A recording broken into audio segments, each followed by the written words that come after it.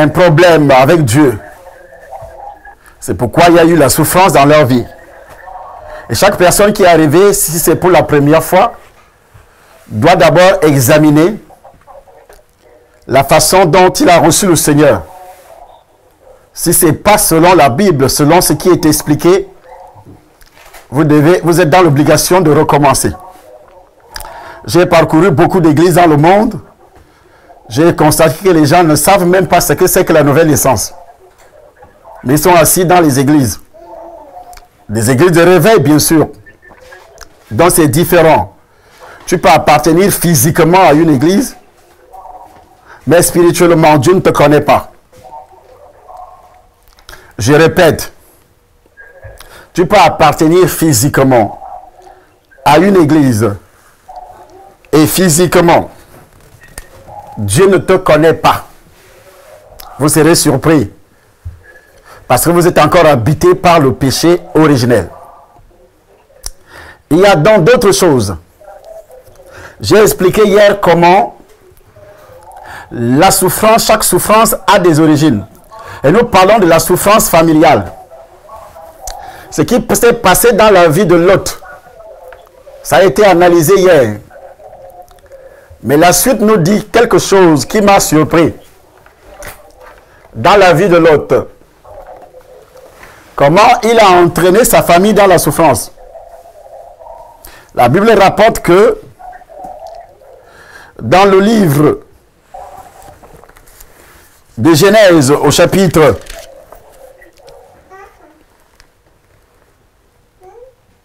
19, quand les deux anges sont partis, les deux anges arrivèrent à Sodome. Ils venaient de quitter Abraham. Et Lot était assis à la porte de Sodome. Quand Lot les vit, il se leva pour aller au-devant d'eux. Et se prosternant la face contre terre. Puis il dit, « Voici mes seigneurs, entrez, je vous prie, dans la maison de votre serviteur, et passez-y la nuit, lavez-vous les pieds, vous vous leverez de bon matin, et vous poursuivrez votre route. » Non, répondirent-ils, nous ne passerons la nuit dans la rue. Mais l'autre les pressa tellement qu'ils vinrent chez lui et entrèrent dans sa maison. Premier geste qui sauve Lot. La Bible dit, il les a pressés. Mais il ne savait pas qu'il avait déjà des liens de souffrance. Là, il est béni, il est sauvé, parce que quand il n'était pas encore couché, que les gens de la ville, les gens de Sodome, entourèrent la maison depuis les enfants jusqu'aux vieillards. Toute la population était accourue. Ils appelèrent Lot et lui dirent, « Où sont les hommes qui sont entrés chez toi cette nuit? Fais-les sortir vers nous pour que nous les connaissions. » Lot sortit vers eux à l'entrée de la maison et ferma la porte derrière lui. Il dit, « Mes frères, je vous prie, ne faites pas de mal. J'ai deux filles qui n'ont point connu d'homme. » Et je vous ai dit hier, l'origine de nos souffrances. Lot a appris ça où ses filles étaient déjà grandes. Il n'avait pas encore connu d'homme. Mais toi, tu n'as que 12 ans, 13 ans. Tu as commencé à connaître des hommes, avoir des rapports avec des hommes. Toi, tu es garçon, tu n'as que 15 ans. Ça, c'est l'origine de tes souffrances. Si Dieu le dit, ce n'est pas parce que tu iras en enfer. Parce que tu seras sauvé un jour. Mais ces origines-là, il faut les détecter, les identifier, afin de pouvoir être libéré de ces souffrances. Il dit, mes filles n'ont pas encore connu l'homme. Qui peut me jurer aujourd'hui que sa fille a 21 ans? Écoutez-moi bien, ces filles avaient déjà plus de 20. Ils n'ont pas encore connu l'homme.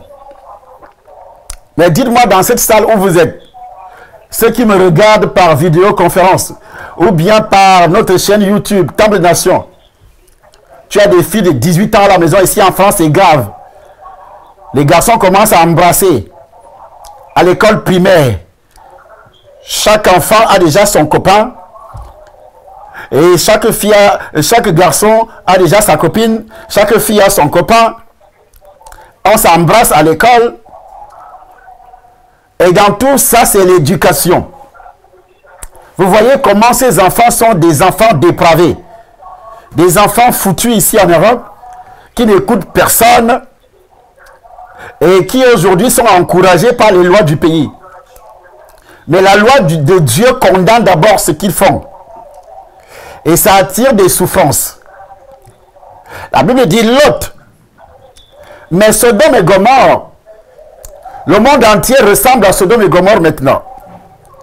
Mais Lot qui avait l'éducation qu'Abraham l'avait inculquée, il est resté dans cette éducation. Malgré que ses filles habitaient Sodome et Gomorrhe, elles n'ont pas osé avoir des rapports sexuels avec un homme avant le mariage. Elles n'ont pas osé. Mais je vous rappelle qu'ils habitaient Sodome et Gomorrhe. De nos jours, les parents envoient leurs filles de 16 ans se prostituer pour avoir de l'argent et construire des maisons, acheter la nourriture à la maison. Et ces filles sont condamnées à la prostitution depuis leurs origines, depuis la famille. C'est pourquoi, si elle parvient à épouser un homme qui n'a pas assez de moyens, elle doit encore se prostituer pour ravitailler sa famille de l'autre côté. Elles sont comme ça pleines ici en Europe.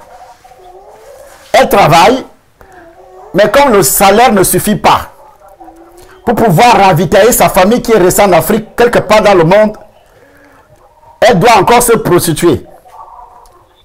Et elle aura 50 € à gauche, 30 € à droite, 100 € à gauche, 150 € à droite.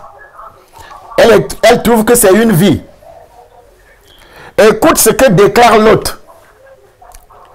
Il dit aux habitants de Gomorrhe, de Sodome et Gomorrhe, ne faites pas cela.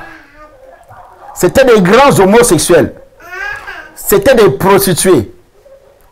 Quand ils voyaient une femme, dans mon village, quand moi je grandissais, les filles qui grandissaient là ensemble avec moi, tous les ouvriers de la Sodecao qui venaient, tous les ouvriers, les conducteurs, chauffeurs et autres, ces filles-là disputaient les chauffeurs. Parce que le chauffeur doit amener 1 kilo de riz. Il va en ville tous les jours. Il doit amener 1 kilo de poisson. Et tous les parents étaient contents. Vous voyez comment le diable a condamné des familles dans la souffrance. Elle-même que le corps est utilisé dans le royaume de Satan de cette façon, elle va mourir dans la pauvreté, dans la misère. Et je me rappelle très bien, jusqu'à ce jour, toutes ces filles-là sont mortes. Elles sont déjà mortes. D'autres ont regagné Yaoundé. Elles ont continué dans la prostitution. Et jusqu'à présent, ils sont en train de mourir. Mais avant de mourir, elle est déjà vieille. Elle ressemble au derrière d'une marmite. Elle qui était belle avant. Avec tous les produits chimiques qu'elle mettait sur elle. Pour attirer les hommes. Et ça a été toujours comme ça. Monsieur Lot déclare, je dis bien malgré que cette malédiction, il s'est séparé avec son oncle. Il a volé les biens de son oncle. Il a choisi l'endroit le plus merveilleux. Avec cette malédiction, il a vu Sodome et Gomorrhe comme c'était une bénédiction. Parce que la Bible dit qu'il avait levé les yeux et il a vu que la rosée descendait du ciel. Mais derrière cette rosée, il ne savait pas qui avait la souffrance. Voici la souffrance qui arrive devant ses portes. Et comme je vous ai dit hier, que la bénédiction de Dieu ne court pas les rues. Dieu avait prophétisé sur Abraham. Il n'avait pas prophétisé sur l'autre qu'il aura des enfants. Mais l'autre a eu des enfants avant Abraham. Quand Dieu parlait à Abraham, l'homme n'était même pas encore marié, s'il vous plaît. Mais dès qu'il va quitter Abraham, il arrive à Sodome, là où il a vu plus de bénédictions. Il se marie, il a des enfants. Le jour que Dieu arrive à Sodome et Gomorrhe pour détruire Sodome et Gomorrhe, jusque-là, Abraham, monsieur Abraham, n'avait pas encore l'enfant de la promesse. Dieu venait de prophétiser. La Bible déclare au chapitre 18, à partir du premier verset, l'Éternel a apparu à Abraham parmi les chênes de Mamré, comme il était assis à l'entrée de sa tente, pendant la chaleur du jour. Il leva les yeux et regarda. Et voici 3 hommes étaient debout près de lui. Quand il les vit, il courut au-devant d'eux, depuis l'entrée de sa tente, et se prosterna à terre. Et il dit, Seigneur, si j'ai trouvé grâce à tes yeux, ne passe point, je te prie, loin de ton serviteur. Ce n'est pas le même comportement de l'autre tout à l'heure, quand il a vu les anges. Il ne savait pas que c'est des anges. Même Abraham ne savait pas que c'est Dieu. Et les bienfaits sont à l'origine de notre bénédiction. Quand nous semons ce qui est bien, quand nous donnons, c'est la bénédiction. Mais quand nous semons ce qui est mauvais, c'est la souffrance. Alors, permettez qu'on apporte un peu d'eau pour vous laver les pieds et reposez-vous sous cet arbre. J'irai prendre un morceau de pain pour fortifier votre cœur. Après quoi, vous continuerez votre route, car c'est pour cela que vous passez près de votre serviteur. Est-ce que Dieu a réellement faim? La famine physique. Ça veut dire qu'Abraham pensait que c'était des êtres humains. C'est pourquoi il les respectait d'abord. Ils avaient la poussière aux pieds. Mais toi, tu es orgueilleux. Il y a des enfants de Dieu qui sont orgueilleux. C'est l'origine de vos souffrances. Même le pasteur à l'église, tu n'écoutes pas. Tu n'écoutes personne parce que tu as le Saint-Esprit. Qui t'a dit que le Saint-Esprit te rend orgueilleux? L'orgueil vient de Satan. C'est les fruits de la chair. Quelqu'un qui a le Saint-Esprit est humble.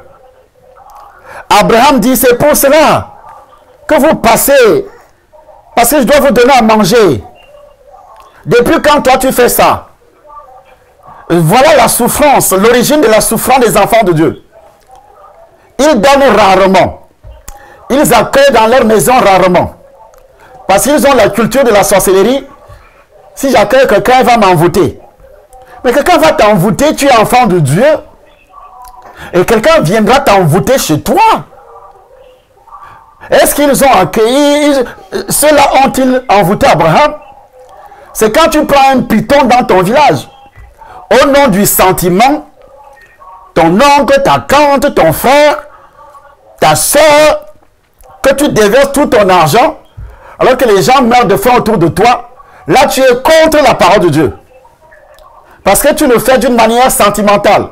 Ce n'est pas la parole de Dieu qui enseigne ça. La Bible dit, fais du bien à tous. Mais aux frères dans la foi. Aux frères dans la foi. Il y a les frères dans la foi qui souffrent. Tu n'as jamais aidé personne. Tu n'as jamais acheté un cahier. Mais chaque année, tu achètes des cahiers à tous les bambins de ta famille. à tous les enfants de ta sœur. Elle fait des enfants avec 1000 pères, avec ton frère, ton oncle. Tous vont t'appeler au téléphone. Parce que tu as été envoûté depuis longtemps. Monsieur Abraham dit, je comprends que c'est pour ça, vous avez faim. C'est pourquoi vous êtes passé devant moi. Ce qui va arriver à Abraham est excellent, extraordinaire. Abraham prie, la Bible dit que, la Bible dit ceci. Nous sommes au verset. Abraham alla promptement dans sa tente, vers Sarah. Sarah n'était même pas là. A-t-il demandé la permission d'Abraham? Toi, quand tu vas faire le bien à quelqu'un, tu vas d'abord demander la permission à ta femme. Parce que tu dois faire du bien à quelqu'un. Oui, c'est la bonne gestion. Si c'est l'argent, tu dois demander. Mais là, Abraham agissait publiquement. C'est-à-dire, Sarah voyait ce que faisait Abraham. Mais toi, tu le fais en cachette. En cachette, c'est la source de tes malédictions. C'est la source de tes souffrances. Abraham est allé vers qui? Vers sa femme. Il y a des hommes qui font des trucs d'or, qui dépensent des tonnes d'argent. La femme n'est pas informée. Au nom de quoi? Oh, je suis en train d'aider les gens. Il y a des femmes qui dépensent de l'argent d'or. Au nom de quoi? Oh, je suis en train d'aider les gens. Ton mari ne connaît pas. Ta femme ne connaît pas ce que tu fais dehors avec l'argent. Et tu penses que Dieu approuve tes gestes. C'est la souffrance. C'est la racine de tes souffrances. Et la Bible dit, Abraham allait promptement dans sa tente, vers Sarah. Ça veut dire qu'il dormait dans la même chambre. Il y a des couples aujourd'hui, jusqu'aux pasteurs, qui ne dorment pas dans la même chambre avec leur femme. Ils se disent pasteurs. Ils ne dorment pas dans la même... La Bible dit, Abraham et Sarah avaient la même tente. Il est parti dans sa tente et la Bible ajoute vers Sarah. Mais toi aujourd'hui, païenne, on te dit viens chercher la délivrance. Mais entre toi et ton mari, vous avez 2 chambres. Il y a même d'autres qui dorment dans la même chambre. Mais va voir ce qui se passe entre les deux. Comment ils dorment même sur le lit. Tu vas comprendre qu'il y a quelque chose qui ne va pas. Abraham et Sarah n'ont pas eu quel problème. Quand Abraham a fait l'enfant avec cette petite domestique, ils ont eu des problèmes. Mais Sarah a jeté tout ça. Ils ont eu des engueulades. Ils ont eu des choses. Mais ils ont bien géré leurs choses. Ils sont restés dans la même chambre. C'est ce que la Bible appelle la tente. Aujourd'hui, vous dormez sur des lits séparés. C'est la source de vos souffrances. Il y a des gens qui m'écoutent dans la ville de Yaoundé. Il n'y aura aucune bénédiction. Vous aviez attiré la malédiction dans votre vie. Il n'y aura aucune bénédiction dans votre vie. Il y a des gens qui m'écoutent, qui vont regarder cette vidéo sur YouTube. Toi, tu dors avec qui alors? Toi, madame, toi, monsieur. Abraham a couru dans la tente. Et la Bible déclare, alors, il est écrit, il dit à Sarah, vite, 3 mesures de fleurs, de farine, pétris et fait des gâteaux. Est-ce que sa femme a boudé? Aujourd'hui, ton mari te dit, fais ça. Madame boude d'abord avant de se lever. Parfois, même ne se lève pas. Elle dit, tu n'as pas de main. Il ne faut pas me déranger, je suis fatigué. Il faut entendre comment les femmes répondent à leur mari aujourd'hui. Quelqu'un, Sarah était peut-être en train de se reposer. Abraham rencontre des inconnus comme ça. Sarah pouvait dire si c'était une femme orgueilleuse. Si ça avait été une femme insoumise. Elle pouvait dire, monsieur Abraham, c'est quoi même ton problème? Tu rencontres des étrangers Et moi, je suis en train de me reposer. Tu me dis vite. Il n'a même pas à utiliser un langage de gentillesse. Il a tout simplement dit vite. Mais comme c'est le mari, et la Bible dit, Sarah appelait Abraham mon Seigneur. Quelle est la femme aujourd'hui qui peut appeler son mari mon Seigneur? Y a-t-il une là dans la salle au Cameroun? Y a-t-il une dans les vidéos ici qui regarde? C'est la racine de tes souffrances. Vite. Et Abraham courut à son troupeau, prit un veau tendre et bon. Il n'a pas donné ce qui est vilain, ce qui est malade. Il ne savait même pas que c'est Dieu d'abord. Mais quand toi tu envoies la friperie, les gens qui sont en Occident, il y a des gens aussi qui viennent récolter la friperie, et puis tu enlèves les chaussures qui sont déjà usées, tu envoies des pantalons que toi-même tu ne peux plus jamais porter, les robes que tu ne peux plus jamais porter. C'est ça que tu envoies aux pauvres. Et tu penses que tu as aidé quelqu'un? C'est ça l'origine de vos souffrances. Parce que quand il faut donner à Dieu, vous faites la comptabilité avec Dieu. Vous aimez les prédicateurs qui viennent vous raconter des bêtises. Ah, la dîme n'est plus biblique. Il ne faut plus donner. Et là, tu vas dire ça, c'est un bon serviteur. C'est un grand pasteur. Égoïste, c'est l'origine de tes souffrances. Tu vas souffrir dans cette vie et tu iras en enfer. Et tu iras en enfer. Et la Bible déclare, nous sommes toujours au chapitre 18. Et alors, il prit encore de la crème et du lait, avec le veau qu'on avait apprêté, et les mit devant eux. Il s'étend lui-même à leur côté. C'est Abraham qui devient un riche, qui devient leur serviteur. Un riche, hein? Abraham n'était pas un pauvre. Mais dans ton orgueil, toi tu es assis là, tu appelles les boys comme quand on a des boys. On a des bonnes. Si tu les appelles, il faut servir. Même dans la maison, c'est la bonne qui sert ton mari. Qui lave les sous-vêtements de ton mari. Voici la source de ta souffrance. La source de ta souffrance. C'est la bonne qui fait tout. Est-ce que tu connais l'identité de cette bonne? C'est le boy qui fait tout. Jusqu'à entrer, il marche avec... C'est le chauffeur qui est toujours avec ta femme. Toi-même, tu n'as jamais été avec ta femme. Parce que tu es très occupé dans tes lieux de service. Ça fait 2 mois, ta femme n'est jamais entrée dans ta voiture. Elle sort tout le temps avec les chauffeurs. Comment il n'y aura pas de déviation sentimentale?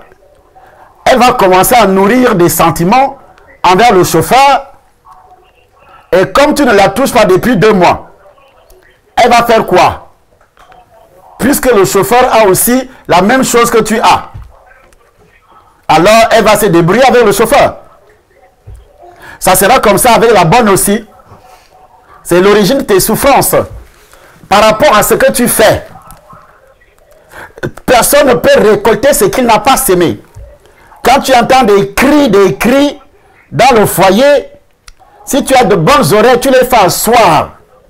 Tu vas trouver que la personne qui crie beaucoup là est à l'origine de ses propres souffrances. Écoutez-moi bien.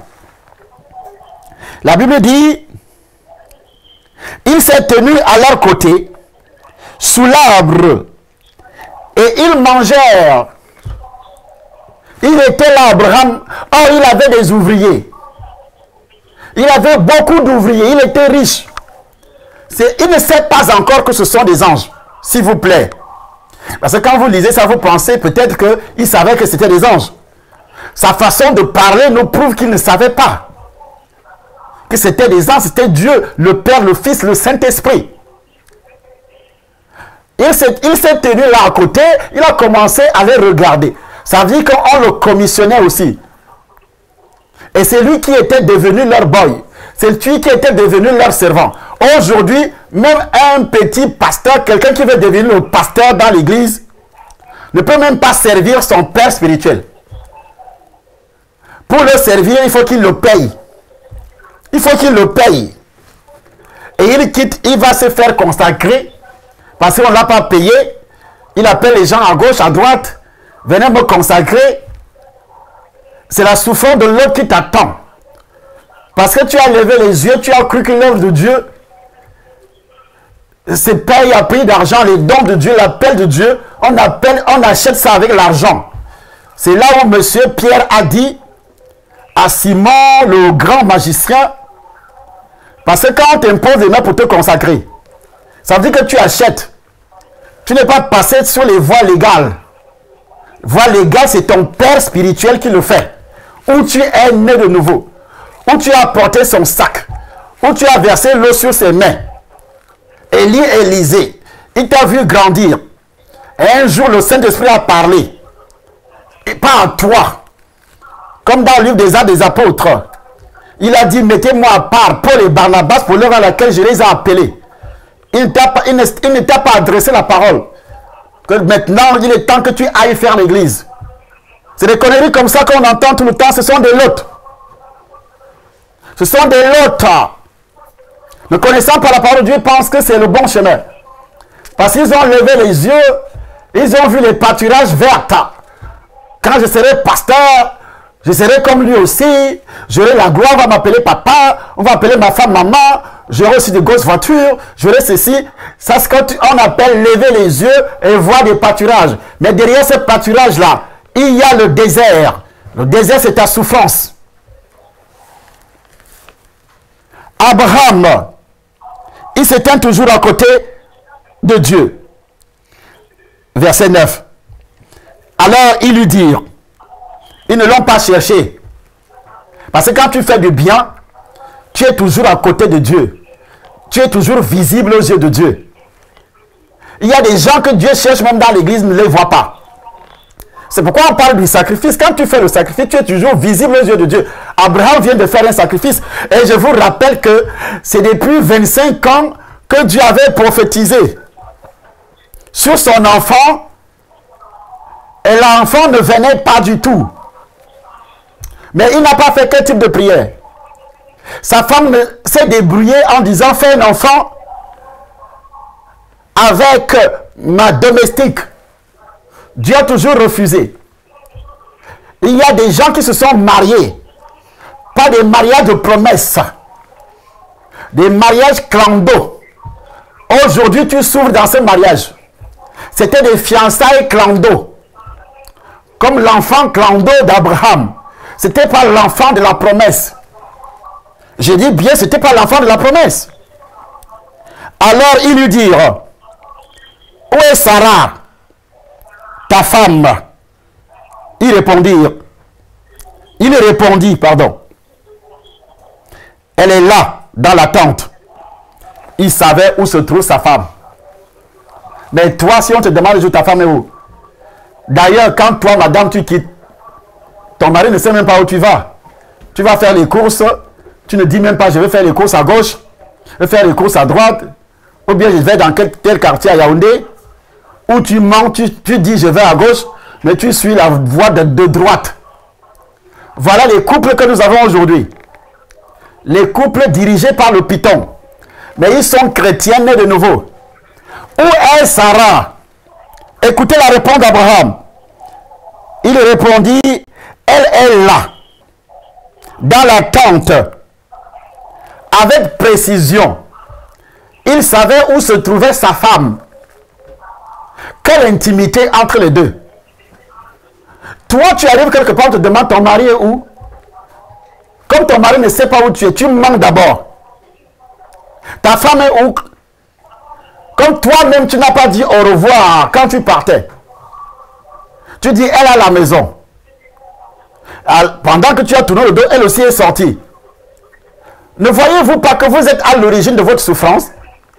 Quel type de bénédiction vous êtes en train de s'aimer, d'apporter dans votre foyer, vous deux? Vous ne respectez même pas l'institution de Dieu. C'est pourquoi Dieu va vous envoyer la souffrance. Parce que la Bible déclare que le mariage, que le mariage soit quoi? que le lit conjugal soit honoré. Le lit, ce n'est pas le lit en bambou ou le lit en bois où vous dormez. C'est votre alliance, c'est votre union. Monsieur doit honorer cette union. Madame doit honorer cette union. Si tu te maries et tu ne connais pas ces choses, mais je regrette. C'est vraiment un passe-temps que tu fais. Tu fais un passe-temps avec cette femme parce que vous n'irez pas loin même si vous allez faire 30 ans. Ça sera 30 ans de souffrance. Après ça, il y aura le divorce. On se pose toujours des questions. Pourquoi il y a le divorce? Pourquoi les mariages chrétiens ne durent pas? C'est plusieurs raisons. Elle est dans l'attente. L'un d'entre eux dit, je reviendrai vers toi à cette même époque. Il s'adresse à Abraham parce qu'il sait que c'est Abraham qui est le chef. Il n'a pas prophétisé quand l'homme n'est pas là. Il donne des prophéties à l'homme. Il ne donne pas à la femme. Il y a des prophéties qui se passent dans les chambres. Dans l'église de Dieu aujourd'hui, les femmes parcourent à gauche, à droite, rencontrant les prophètes. Ce qui se passe là-bas, c'est grave encore. Ce que les prophètes mensteurs, les prophètes hypocrites, les prophètes pythoniques avec la divination disent à ces femmes-là, c'est grave encore. L'homme est en train, Dieu est en train de prophétiser. Il dit à Abraham, je reviendrai à la même époque. Il n'a même pas dit, fais venir Sarah, je vais lui parler. Là, on voit comment Dieu est en train de faire son travail de prophétie. Mais toi, tu arrives, tu dis, le prophète m'a dit. Il y a une qui m'appelle aujourd'hui. Il y a deux qui m'ont appelé. Ils m'ont réveillé d'abord parce que je dormais. Il y a une qui me dit, j'ai suivi tes vidéos, la vidéo que tu viens de mettre. Vraiment, homme de Dieu, je demande pardon à Dieu. Je comprends que ce prophète, depuis la Côte d'Ivoire, détruit mon foyer. Parce que depuis la Côte d'Ivoire, il avait profité pour mon voyage. Ça s'est accompli. Il a prophétisé pour mon mariage. Que je vais rencontrer un homme qui est comme ça. Avec précision. Ça s'est accompli. Et vraiment, homme de Dieu, je prenais les prophéties de cet homme à la lettre. Je n'écoutais même plus mon mari. Tout ce qu'il me disait. S'il me dit, envoie-moi 1000 €. Je vais faire tout et tout sans dire à mon mari, j'envoie. Jusqu'à aller toucher les crédits à la banque. Mais le jour que ce prophète est arrivé ici, il m'a dit, cet homme-là n'est pas ton mari. Il faut le quitter. Moi, je veux trouver un autre homme pour toi. Mais ce qu'il a oublié, que soi-disant, il avait prophétisé, et je n'ai pas compris. Et quand je suis allé le voir à l'hôtel, il a commencé à me faire des attouchements. Je dis, hein? Oui, il a commencé à me faire des attouchements. Je dis, ok, et vous êtes arrivé à quel niveau? Oh mon Dieu, je pouvais arriver à quel niveau encore? Ce qui est arrivé est arrivé. Je dis, ok, comme il était déjà ton Dieu, que toi tu n'écoutes plus que Dieu. Ça c'est l'origine. Et vous savez quoi? Son mari est parti. Son mari ne sait même pas qu'elle a fait ça.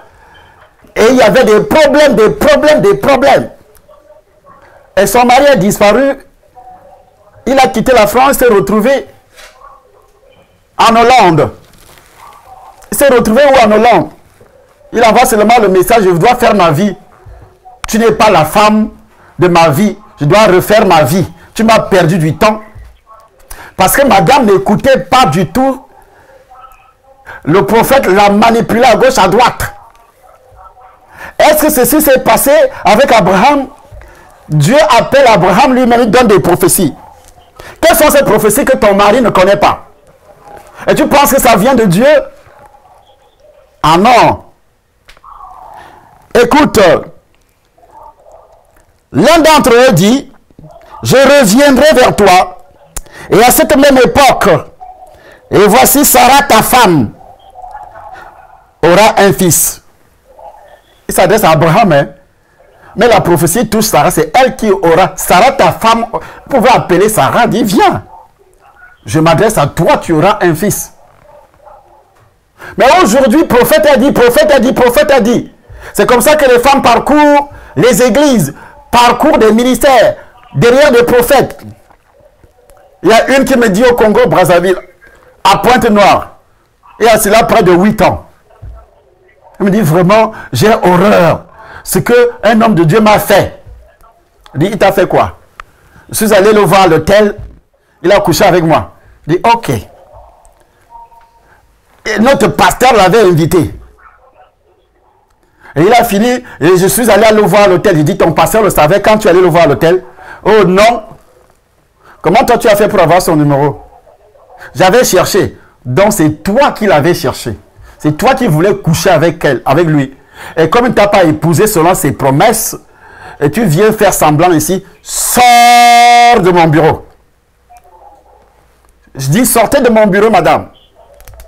Parce que demain, vous irez raconter que tu allais sûrement aussi violer dans son bureau.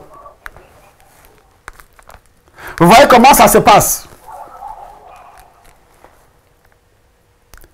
Où est Sarah?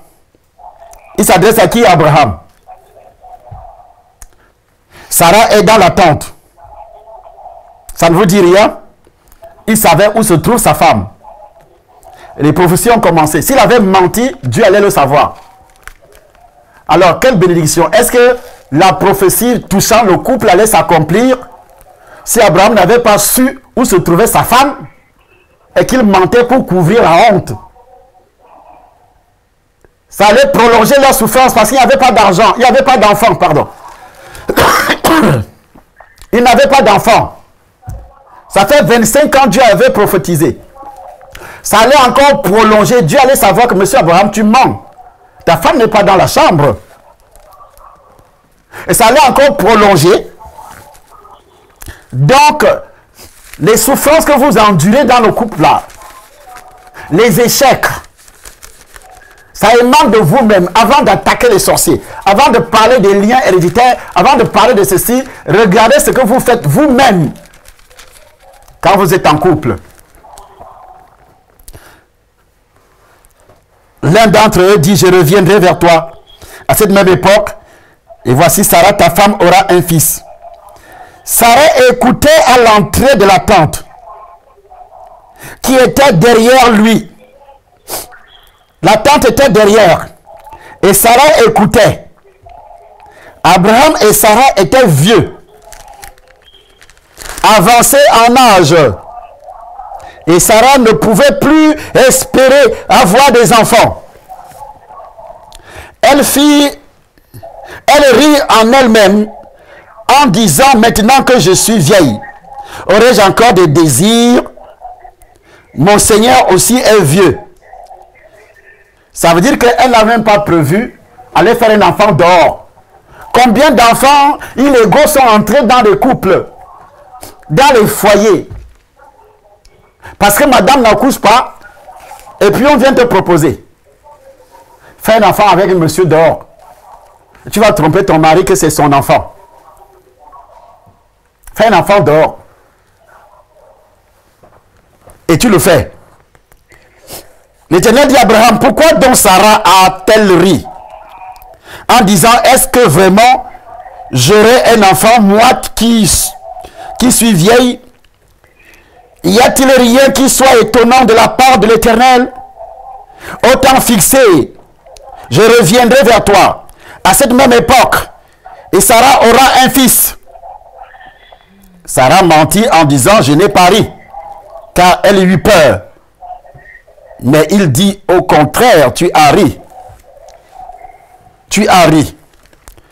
Ces hommes se levèrent. Pourquoi je vous ai fait lire ça? C'est pour vous montrer qu'Abraham n'avait pas encore son fils. Mais monsieur, l'autre, lui, il avait déjà des enfants. Quand ils se sont séparés, l'autre n'avait pas d'enfants. Et c'est ainsi que quelqu'un peut dribbler ta bénédiction. Quelqu'un peut dribbler ta bénédiction. Mais en dribblant la bénédiction, puisque cette bénédiction n'est pas destinée à ce monsieur, c'est le désert qui est devant lui. Je dis bien le désert. Si tu voles la bénédiction de quelqu'un, dans une église, on peut prendre la bénédiction de quelqu'un comme Jacob avait pris la bénédiction d'Ésaü en donnant. Si tu donnes plus que tout le monde, si tu donnes avant, parce que parfois quand il y a un problème dans l'église, l'homme de Dieu dit, qui veut donner ça? Il y a des gens qui restent assis. Alors que Dieu veut déjà bénir les gens. tu ne donnes pas, il y a quelqu'un qui peut se lever. Alors que c'est à toi que Dieu a envoyé cette bénédiction. Si tu te lèves vite, c'est pourquoi Jésus-Christ disait, le royaume des cieux appartient aux violents. Comme tu ne t'es pas levé vite, quelqu'un s'est levé avant toi, pour donner avant toi, et c'est fini. Il prend ta bénédiction, toi tu prolonges ta souffrance de mariage, ta souffrance de guérison, ta souffrance de bénédiction matérielle, financière. C'est comme ça que tu es condamné à continuer à souffrir. Et Dieu te rend témoignage de l'église, toi tu ne rends point. Et tu changes d'église. Et tu vas finalement changer d'église, changer de prophète, changer de ceci. Ça ne servira à rien. Ce que tu dois changer, c'est ton comportement. Tu raisonnes trop. La Bible déclare au sujet donc de Sodome et Gomorrhe. Lorsque les anges sont arrivés à Sodome, les deux anges arrivèrent à Sodome sur le soir, et Lot était assis à la porte de Sodome. Quand Lot les vit, il se leva pour aller au-devant d'eux et se prosterna. Avant le départ de Lot, avant le départ des anges, Abraham a fait une intercession. C'est ça l'amour. Une intercession qui a touché le cœur de Dieu au sujet de Lot. Il savait que son neveu habitait ces contrées. Mais il s'est mis à supplier Dieu. Parce que la Bible dit, ces hommes se levèrent pour partir. Ils regardaient du côté de Sodome. Abraham alla vers eux pour les accompagner. Alors l'Éternel dit, cacherai-je à Abraham ce que je vais faire? Abraham deviendra certainement une nation grande et puissante. Et en lui seront bénies toutes les nations de la terre.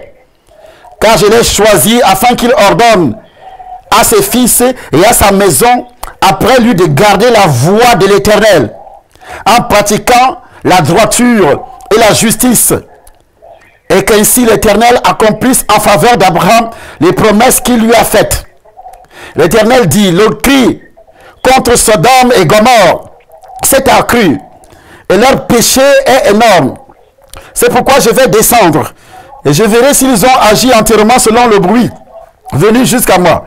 Et si c'est cela n'est pas, je le saurai. Les hommes s'éloignèrent et allèrent vers Sodome. Mais Abraham s'étend encore en présence de l'Éternel. Abraham s'approcha et dit, feras-tu aussi périr le juste avec le méchant?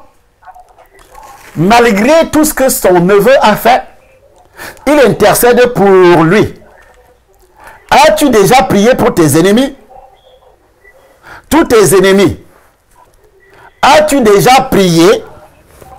La première prière est qui se répand. Monsieur Lot ne s'est jamais repenti. Hein? Mais il a prié pour que les choses physiques ne l'arrivent pas. Le châtiment physique ne l'arrive pas. Mais vous allez voir, à cause de la prière d'Abraham,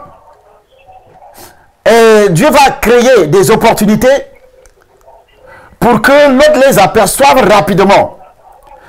Lot les appelle. Il refuse, il insiste encore. Mais c'est le Saint-Esprit qui a touché le cœur de Lot pour qu'il insiste. Et quand il a insisté, ils sont entrés. Et puis les hommes de Sodome et Gomorrhe qui étaient mauvais, qui méritaient ce châtiment. Écoutez-moi bien, la Bible déclare, il n'était pas encore couché que les gens de la ville, les gens de Sodome, ont envahi la maison. Les hommes dirent à l'autre, qui es-tu encore ici? Gendre, fils et fille, et tout ce qui t'appartient dans la ville, fais-les sortir de ces lieux.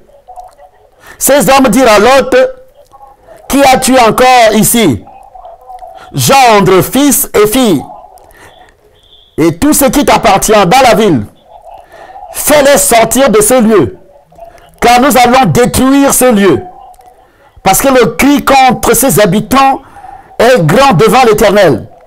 L'Éternel nous a envoyés pour le détruire. Lot sortit et parla à ses gendres, qui avaient pris ses filles. Levez-vous, dit-il, sortez de ces lieux, car l'Éternel va détruire la ville. L'autre avait beaucoup d'enfants. Il y a d'autres qui n'étaient pas encore, qui étaient encore vierges. Et d'autres étaient mariés. Mais aux yeux de ses gendres, il parut plaisanter. C'est pourquoi quand on prêche comme ça, il y a beaucoup de gens qui pensent que mais monsieur Tchali sont pas plaisante. C'est de la rigolade. Il veut nous amener, il veut nous ramener dans son église. Il raconte des bêtises. Il veut faire peur aux gens.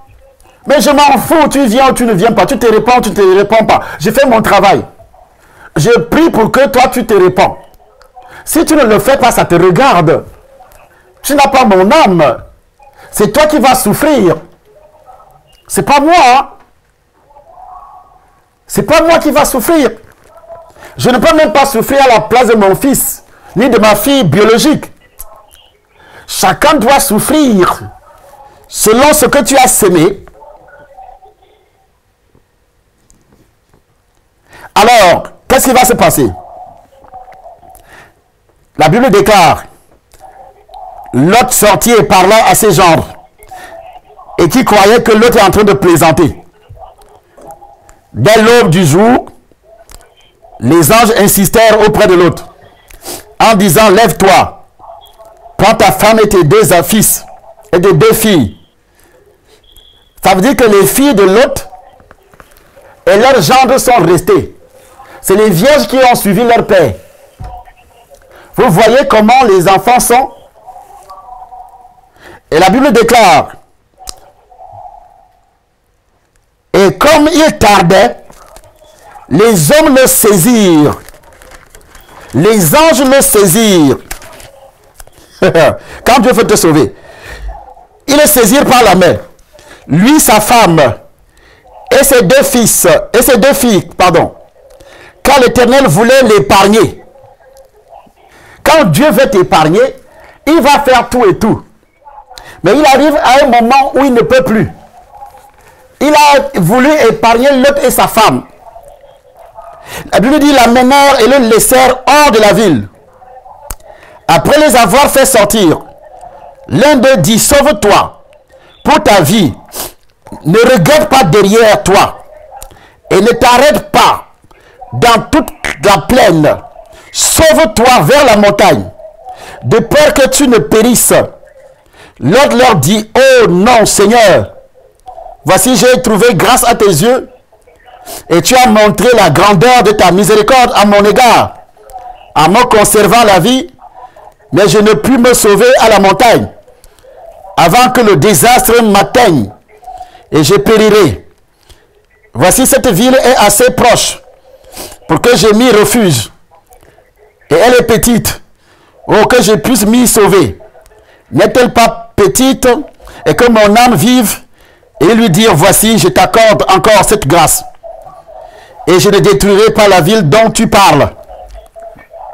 À toi de t'y réfugier, car je ne puis rien faire jusqu'à ce que tu y sois arrivé. C'est pour cela que l'on a donné à cette ville le nom de Tsoar. Le soleil se leva sur la terre lorsque Lot entra dans Tsoar. Alors l'Éternel fit pleuvoir du ciel sur Sodome et sur Gomorrhe, du soufre et du feu.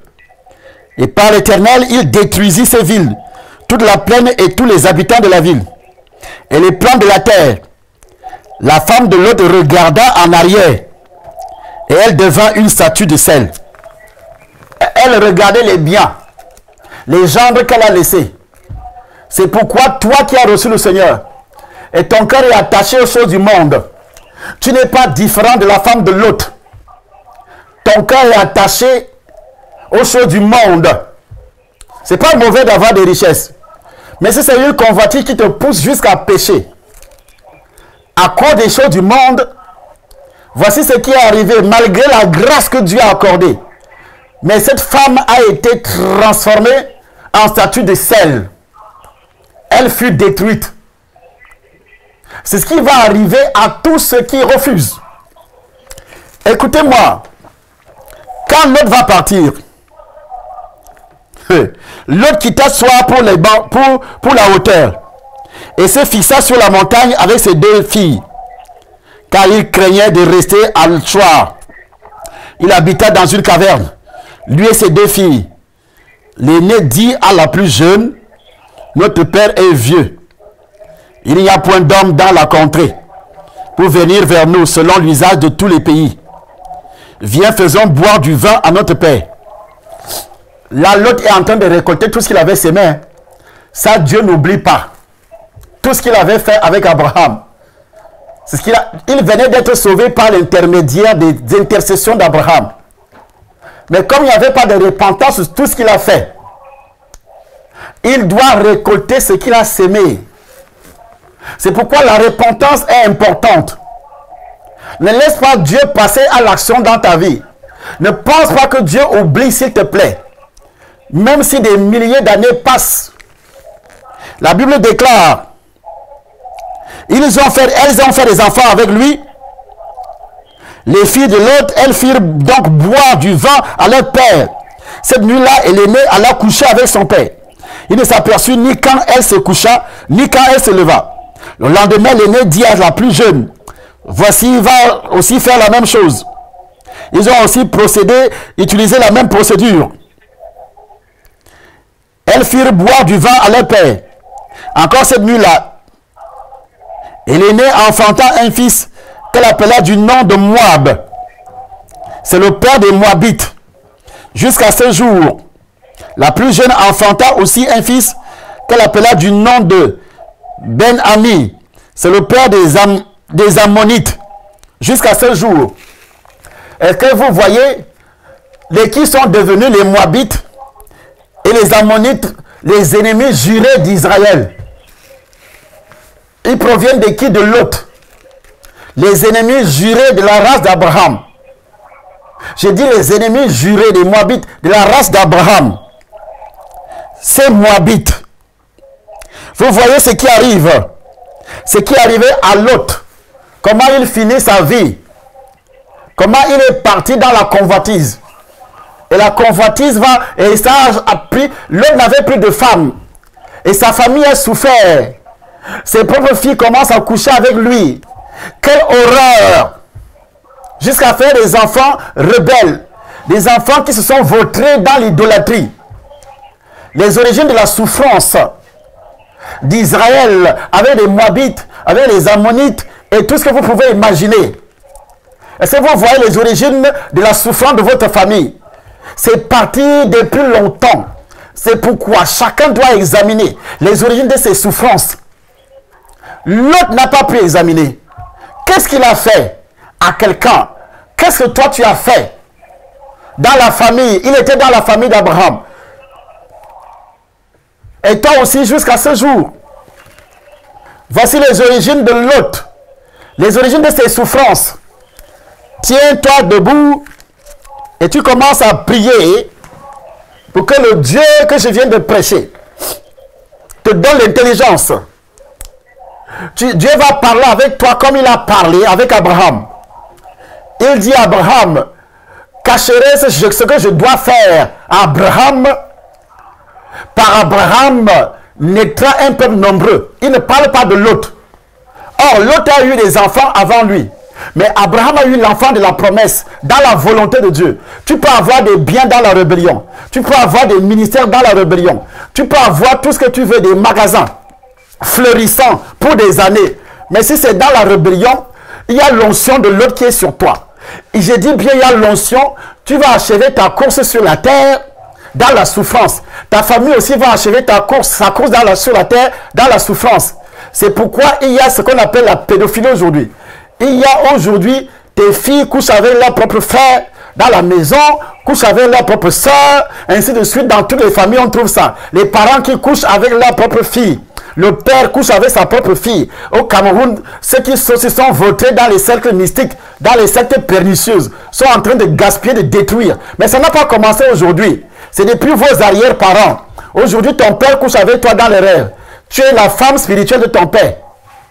Tu es la femme, le mari spirituel de ta mère, de tes frères. Ça n'a pas commencé aujourd'hui. Peut-être ce n'est pas fait physiquement, mais c'est fait spirituellement.